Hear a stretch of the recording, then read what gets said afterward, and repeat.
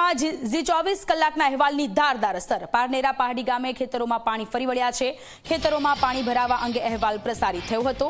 અહેવાલ પ્રસારિત થતા નહેર વિભાગ એક્શનમાં આવ્યું। નહેર વિભાગના અધિકારીઓ દ્વારા સર્વે હાથ ધરવામાં આવ્યો છે। ખેતર અને નહેરોનો સર્વે કરીને રિપોર્ટ સોંપવામાં આવશે। તો ખેતરોમાં પાણી ભરાવા અંગે ઝી 24 કલાક ખેડૂતોના વહારે આવ્યું હતું અને ઝી 24 કલાકે આખો અહેવાલ પ્રસારિત કરવામાં આવ્યો હતો। અહેવાલ પ્રસારિત થતા નહેર વિભાગ એક્શન મોડમાં જોવા મળી રહ્યું છે। એક ખેડૂતને તમે પર હેડ જો તમે એને ગણો તો 4.5 થી 5 લાખ રૂપિયાનું નુકસાન છે। 4.5 થી 5 લાખ રૂપિયા અને એવા 40 કેનલ 40 મજૂરો ખેડૂતો એટલે કરોડો રૂપિયાનું નુકસાન છે। તમે કહો આમ જો ગણવા જાય તો કરોડો રૂપિયાનું નુકસાન થયું છે।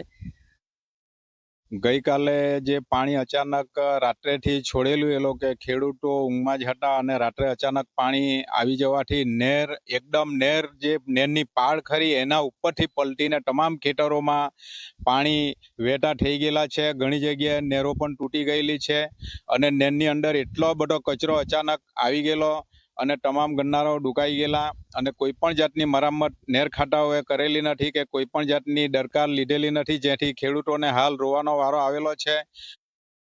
આનું મુખ્ય કારણ તો જે આ કેનાલો સાફ કરવામાં નેર ખાતા દ્વારા આવતી નથી। રિયલ ટાઈમ મોનિટરિંગ જે થવું જોઈએ તે થતું નથી અને જે ઇમરજન્સી પમ્પિંગ સિસ્ટમ દ્વારા જે પાણીનો તાત્કાલિક ધોરણે આવી કોઈ સમસ્યા આવે તો નિકાલ કરવો જોઈએ તે આ લોકો પાસે આવી કોઈ સિસ્ટમ છે જ નહીં। એના કારણે મુખ્ય આ સમસ્યા સર્જાઈ છે।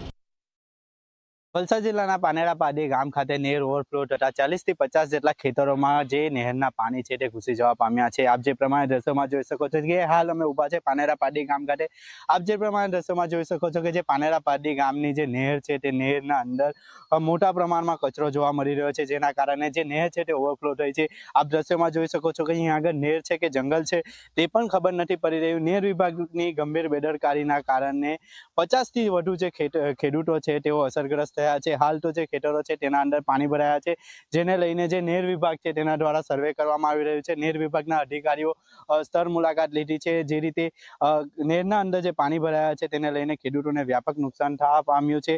નહેરમાં જે મોટા પ્રમાણમાં હજુ પણ કચરો છે, નહેરની જે ગટરો છે તે સાફ ન કરવામાં આવી હતી, તેને લઈને ક્યાંક ને ક્યાંક આ ખેતરોમાં પાણી ઘૂસ્યા છે। ઝી 24 કલાક દ્વારા આ અહેવાલ પ્રસારિત કરવાની સાથે જ જે નહેર વિભાગના જે અધિકારીઓ છે તેઓ સ્થળ પર આવ્યા હતા અને સ્થળ નિરીક્ષણ કર્યું હતું અને તેમના દ્વારા જે ખેડૂતો છે તેઓને વળતર મળે તે માટેના રિપોર્ટો કરવામાં આવશે। પરંતુ જે રીતે નહેર વિભાગની ગંભીર બેદરકારી સામે આવી છે તેને લઈને ક્યાંક ને ક્યાંક જે ખેડૂતોએ તે મોટું નુકસાન વેઠવાનો વારો આવ્યો છે। ઉમેશ પટેલ, ઝી મીડિયા, વલસાડ।